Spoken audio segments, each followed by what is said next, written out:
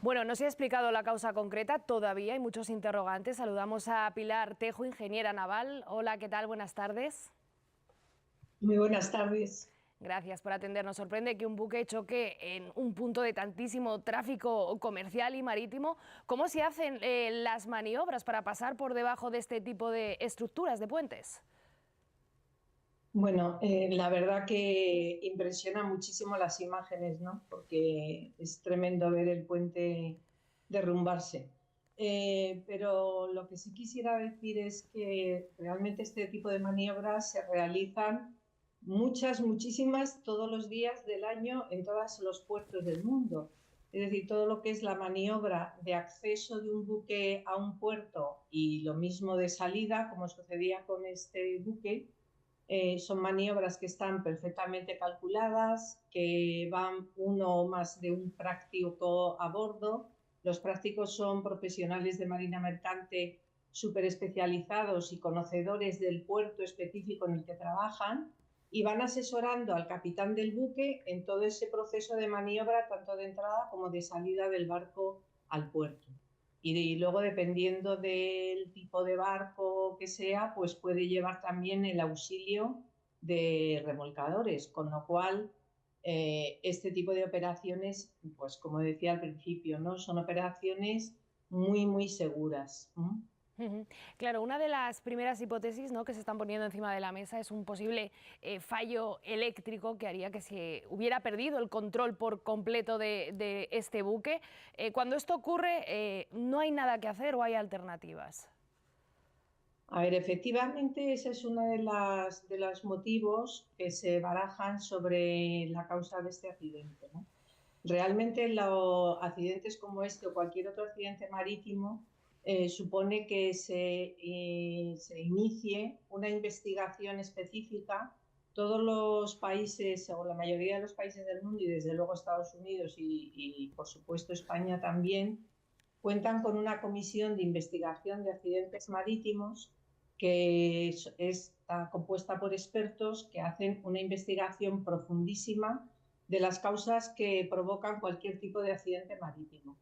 Esto lo que permite es extraer una serie de conclusiones para que no vuelvan a suceder accidentes pues, como los que se producen, ¿no? Es decir, es una investigación que no busca culpables, sino que busca causas, con el único objetivo de que esas causas atajarlas para que no se vuelvan a repetir accidentes como el que se haya producido, ¿no? Entonces, en este caso específico, la comisión, independientemente de otro tipo de investigaciones de carácter judicial, la Comisión de Investigación de Accidentes Marítimos de este país pues iniciará las correspondientes actuaciones para dilucidar específicamente por qué se ha producido este accidente. Claro, por tu experiencia en esa investigación tan importante ahora que nos comentas que se va a llevar a cabo, ¿por dónde tiene que empezarse a estudiar y a trabajar en lo que ha pasado?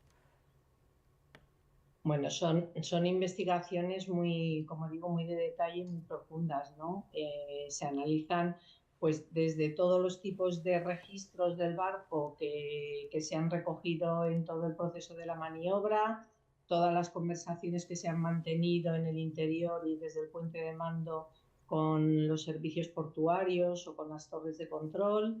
Se investigan todos los, digamos, evidencias físicas que se puedan tener, se hace una investigación exhaustiva con todas las personas implicadas, desde la tripulación hasta, como digo, los responsables del control de las operaciones marítimas en el puerto. Es decir, son investigaciones pues muy profundas y además que suelen dilatarse un poquito en el tiempo, ¿no? Precisamente para poder hacer ese análisis con toda la profundidad necesaria.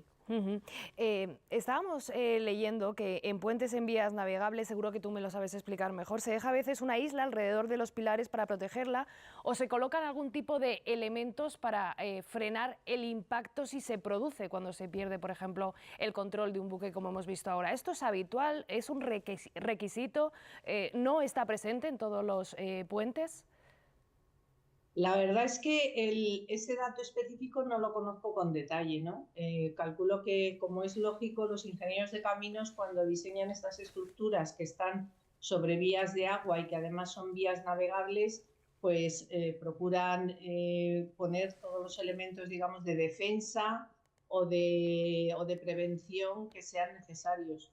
No obstante, un buque de esas características, que tiene, creo que tiene como 300 metros de eslora, tiene una inercia, aunque en esas aguas esté navegando a baja velocidad, porque está en maniobra, tiene una inercia tremenda. Entonces, el impacto sobre esa estructura, a pesar de que la estructura pueda tener elementos de defensa, pues es un impacto realmente tremendo, ¿no? Y bueno, a la vista está lo que ha producido, ¿no? Y creo que un ingeniero de caminos ha comentado anteriormente cómo se ha producido ese colapso, ¿no?, de la estructura.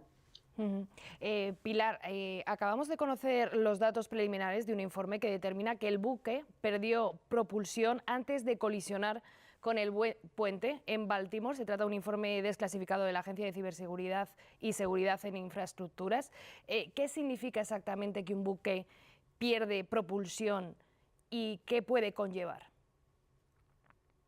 Bueno, que un buque pierde propulsión significa que se queda sin el control de los movimientos del barco. O sea, se queda vamos a decir, sin motor, ¿no? Entonces, si se queda sin motor, pierde el control de lo que es la navegación. Y por tanto, que pudiera ser que eso es lo que originó al principio el accidente y por tanto, bueno, pues no puede controlar el rumbo del barco y se puede producir lo que se ha producido. Pero yo insisto en que la investigación de accidentes como este requiere un análisis muy profundo y muy específico y a mí personalmente, sin tener información bastante, no me gusta especular al respecto.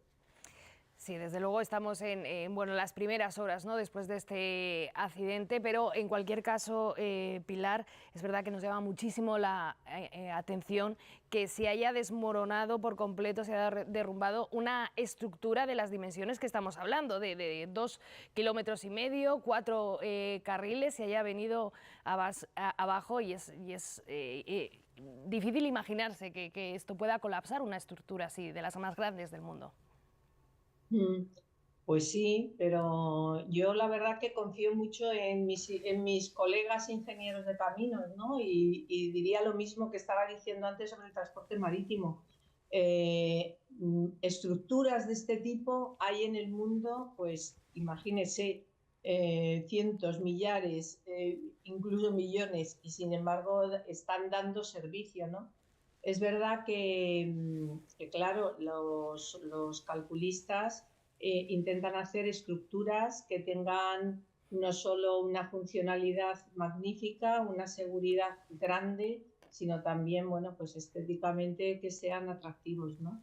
Yo no le puedo explicar eso, ¿no?, porque no es mi especialidad, pero yo creo que lo que no podemos poner en duda es que por un accidente la seguridad de las infraestructuras de transporte como es ese puente, la seguridad del transporte marítimo como es el buque, ¿no?, que ha colisionado, pongamos en duda su seguridad, ¿no? Porque realmente yo antes miraba las cifras, por ejemplo, de nuestros puertos, de los puertos de España.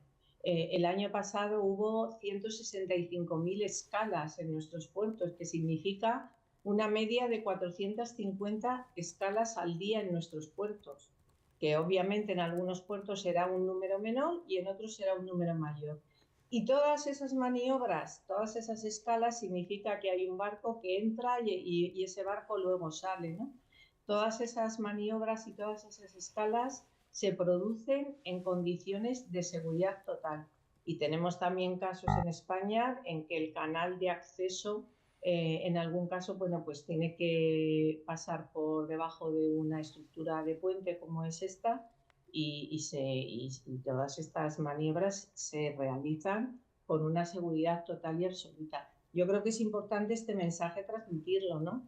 Es un accidente desgraciado, yo creo que todos estamos impresionados, ¿no?, por lo que ha sucedido, pero lo que no podemos poner en duda, insisto, es ni la seguridad de la navegación, del transporte marítimo, gracias al cual todos podemos disfrutar desde el primer día, desde la primera hora de la mañana hasta que nos vamos a la cama, estamos o consumiendo o utilizando productos o bienes que han utilizado al menos una vez el transporte marítimo y es totalmente seguro. Y en cuanto a las estructuras de transporte, como pueden ser los viaductos, como es este caso, diría exactamente lo mismo. Pues Pilar Tejo, decana del Colegio de Ingenieros Navales, muchísimas gracias por haber estado esta mañana aquí en el canal 24 Horas aportándonos tu conocimiento. Muchísimas gracias a ustedes. Un saludo, buenas tardes. Apartamos